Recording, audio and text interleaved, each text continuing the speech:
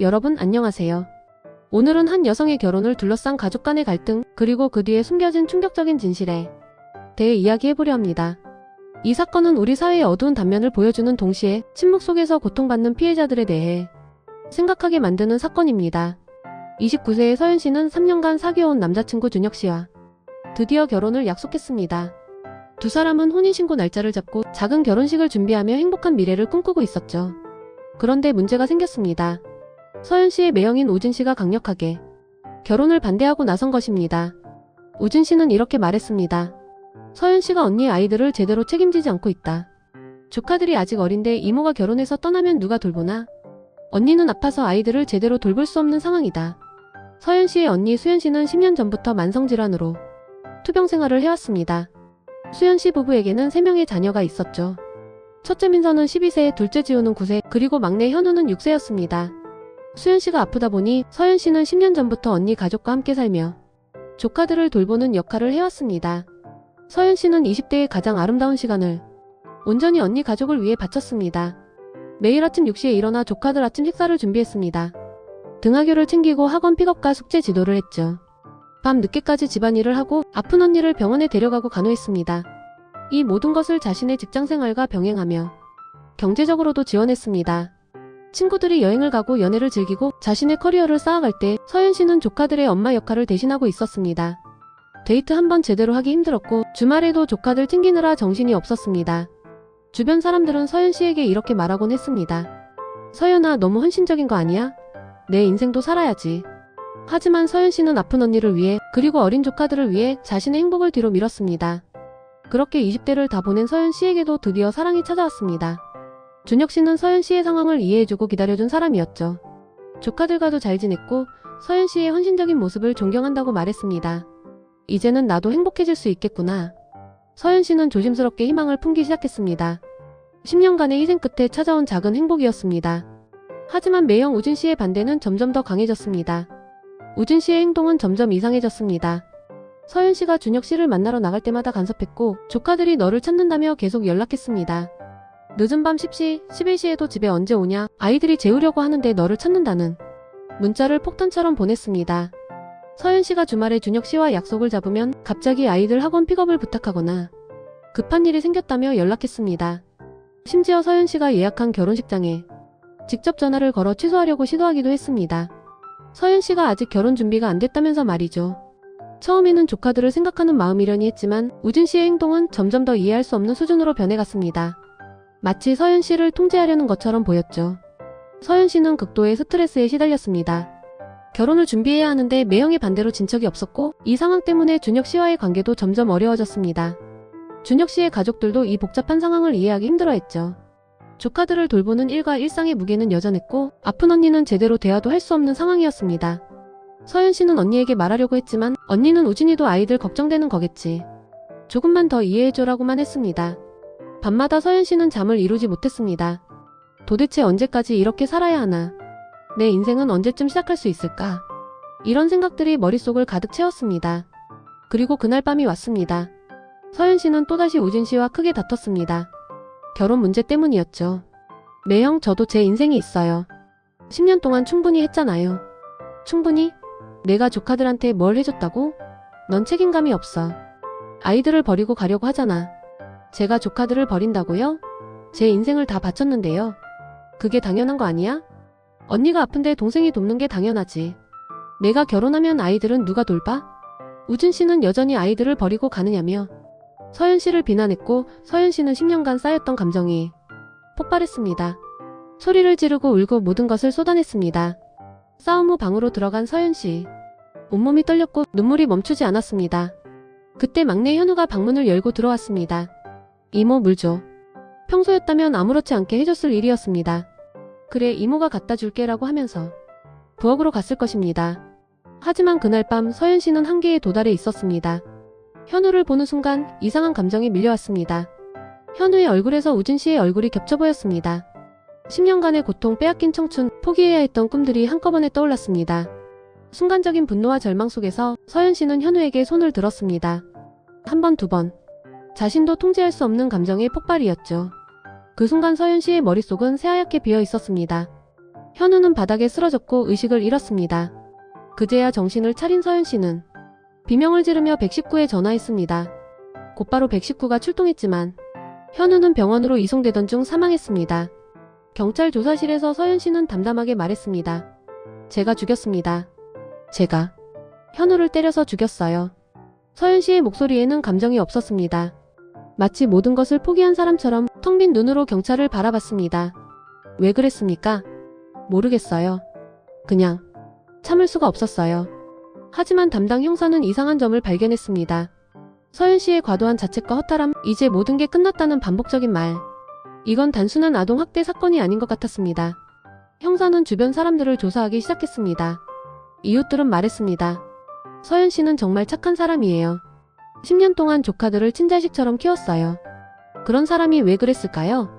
조카들의 학교 선생님도 비슷한 말을 했습니다. 서현 씨는 항상 아이들 일에 적극적이셨어요. 학부모 상담도 언니 대신 오시고 아이들을 정말 잘 돌보셨는데, 하지만 몇몇 사람들은 다른 이야기를 했습니다. 서현 씨가 가끔 현우만 보면 표정이 이상해지는 것 같았어요. 현우한테만 유독 차갑게 대하는 것처럼 보일 때가 있었어요. 그리고 우진 씨에 대한 증언들도 나왔습니다. 우진 씨가 서현 씨를 너무 통제하려고 했어요. 어디 가는지 항상 확인하고 늦게 들어오면 화를 내고. 부부도 아닌데 왜 저렇게 간섭하나 싶었어요. 경험 많은 형사는 직감했습니다. 이 사건 뒤에 뭔가 더 있다고. 심리상담사와의 면담이 시작되었습니다. 처음에 서현 씨는 입을 열지 않았습니다. 하지만 상담사가 조심스럽게 물었습니다. 서현 씨, 우진 씨와의 관계가 어땠나요? 그 질문에 서현 씨의 눈에서 눈물이 흘러내렸습니다. 그리고 조금씩 진실을 드러내기 시작했습니다. 10년 전, 언니를 돕기 위해 함께 살기로 했을 때부터였어요. 서현 씨는 10년 전 21살 때부터 매형 우진 씨에게 지속적으로 성폭행을 당해왔습니다. 처음에는 언니가 병원에 입원한 날 밤이었습니다. 우진 씨는 술을 마시고 들어와서 서현 씨의 방문을 열었습니다. 매형 왜 그러세요? 서연아, 너도 알잖아. 수연이가 아파서 우리 부부가 얼마나 힘든지. 그날 밤부터 악몽이 시작되었습니다. 그 후로는 거의 매일처럼 계속되었죠. 거부하면 협박이 들어왔습니다. 나가서 살래? 그럼 언니는 어떡하고? 언니가 이 사실 알면 충격받아서 어떻게 될지 알아? 아이들한테 이모가 없어지면 누가 돌봐? 내가 책임질 거야? 이게 알려지면 넌 끝이야. 가족도 다 무너지고. 서현 씨는 갇혔습니다. 언니를, 조카들을, 그리고 가족을 지키기 위해 침묵할 수밖에 없었습니다. 21살의 어린 나이에 누구에게도 말할 수 없는 고통을 혼자 견뎌야 했습니다. 더 충격적인 사실은 언니 수연 씨가 이를 알고 있었다는 것입니다. 언니는 알고 있었어요. 수연 씨는 남편의 범죄를 알고 있었습니다. 어느 날 밤 우연히 목격했던 것이죠. 하지만 자신의 병과 경제적 의존 때문에, 그리고 아이들 때문에 침묵했습니다. 수연 씨는 서현 씨에게 눈물로 사과했습니다. 미안해, 정말 미안해. 하지만 나는 어떡해. 나는 아프고 아이들도 있고 우진이 없이는 살 수가 없어. 동생에게 미안해하면서도 남편을 떠날 수 없었던 것이죠. 서현 씨는 언니마저도 자신을 버렸다고 느꼈습니다. 세상에서 가장 의지했던 언니가 자신을 지켜주지 않았습니다. 준혁 씨를 만나고 결혼을 결심했을 때 서현 씨는 드디어 이 지옥에서 벗어날 수 있다고 생각했습니다. 결혼만 하면, 이 집을 떠나면 새로운 삶을 시작할 수 있다고 믿었습니다. 하지만 우진 씨는 멈추지 않았습니다. 오히려 더 집요해졌죠. 서현 씨가 외출하면 뒤따라왔고 늦은 밤 집에 돌아오는 길에 나타나기도 했습니다. 너 어디 갈 수 있을 것 같아? 너는 여기서 평생 살아야 돼. 스토킹이 시작되었고 성폭행은 계속되었습니다. 서현 씨는 준혁 씨에게 말하려고 했지만 말할 수가 없었습니다. 이 사실을 알면 준혁 씨가 자신을 떠날 것 같았고 무엇보다 수치심이 너무 컸습니다. 그리고 최악의 일이 벌어졌습니다. 서현 씨는 임신을 하게 된 것입니다. 24살이었던 서현 씨는 혼란에 빠졌습니다. 낙태를 하려고 병원에 갔지만 이미 시기를 놓쳤습니다. 우진 씨는 이 사실을 알고도 서현 씨를 협박했습니다. 나, 그리고 우리 아이로 키우는 거야. 무슨 소리예요? 미쳤어요? 이 사실이 알려지면 넌 끝이야. 내 인생도 끝나고 언니 가족도 다 무너져.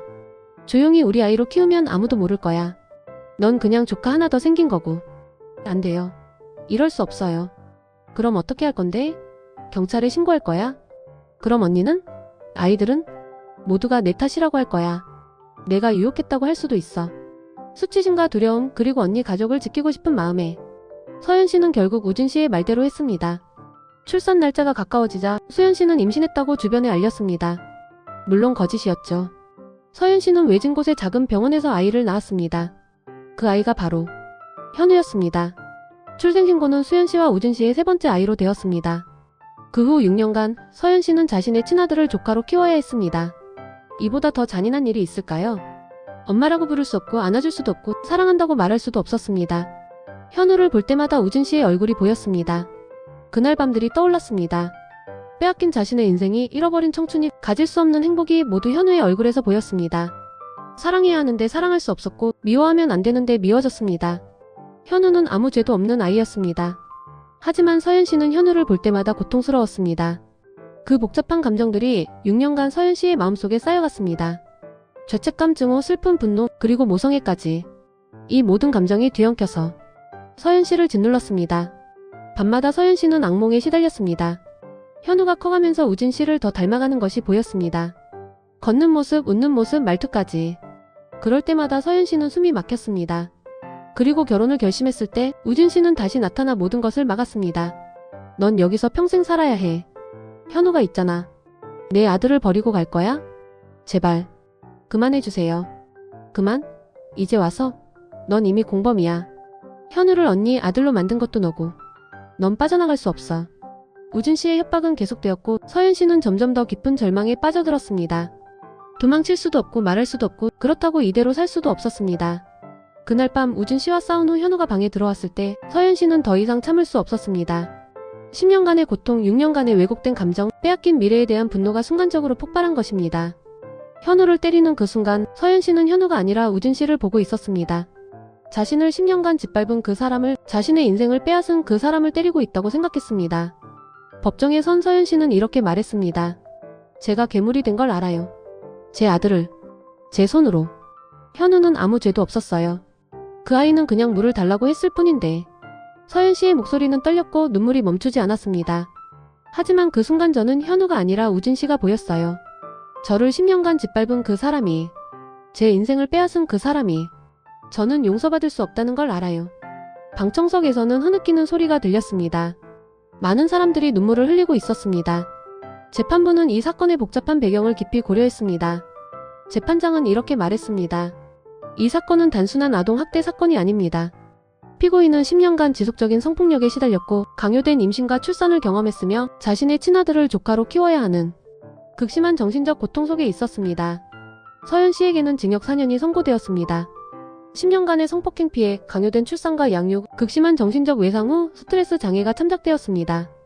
물론 이것이 살인을 정당화할 수는 없지만 재판부는 피고인이 처한 극한의 상황을 고려한 것입니다. 우진 씨에게는 징역 8년 6개월이 선고되었습니다.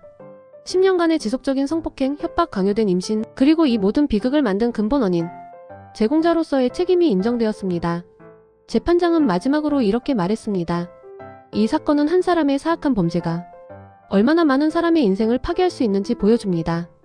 피해자의 침묵을 강요하는 사회구조, 가족이라는 이름으로 은폐되는 범죄들에 대해 우리 모두가 경각심을 가져야 합니다. 이 사건은 우리에게 많은 것을 생각하게 합니다. 한 사람의 인생이 어떻게 무너질 수 있는지, 침묵이 얼마나 치명적인지, 그리고 우리 사회가 이런 피해자들을 위해 무엇을 해야 하는지를 말이죠. 서현 씨는 10년간 도움을 요청할 수 없었습니다. 언니를, 가족을, 그리고 자신의 명예를 지키기 위해 침묵했습니다. 그 침묵은 결국 가장 비극적인 방식으로 깨졌습니다. 많은 성폭력 피해자들이 서현 씨처럼 침묵합니다. 가족관계 때문에, 경제적 의존 때문에, 수치심 때문에, 혹은 아무도 믿어주지 않을 것 같아서 그 침묵 속에서 고통은 쌓여가고 때로는 돌이킬 수 없는 비극으로 이어집니다. 만약 우리 주변에 힘들어하는 사람이 있다면 조금 더 관심을 가져주세요. 괜찮아? 라는 한마디, 무슨 일 있어? 라는 관심 하나가 누군가의 인생을 구할 수 있습니다. 그리고 만약 여러분이 지금 비슷한 상황에 처해 있다면 부디 침묵하지 마세요. 도움을 요청하세요. 성폭력 상담소, 여성긴급전화 1366, 경찰, 누구에게라도 말하세요. 여러분은 혼자가 아닙니다. 이 사건의 피해자는 서현 씨만이 아닙니다. 현우도 피해자입니다. 태어나지 말았어야 할 상황에서 태어나 엄마라고 부를 수 없는 엄마 밑에서 자라다가 결국 그 엄마의 손에 생을 마감했습니다. 가장 무고한 희생자였습니다. 민서와 지호 두 조카들도 피해자입니다. 동생을 잃었고 이모가 동생을 죽였다는 사실을 알게 되었으며 아버지가 이모에게 저지른 끔찍한 범죄를 알게 되었습니다.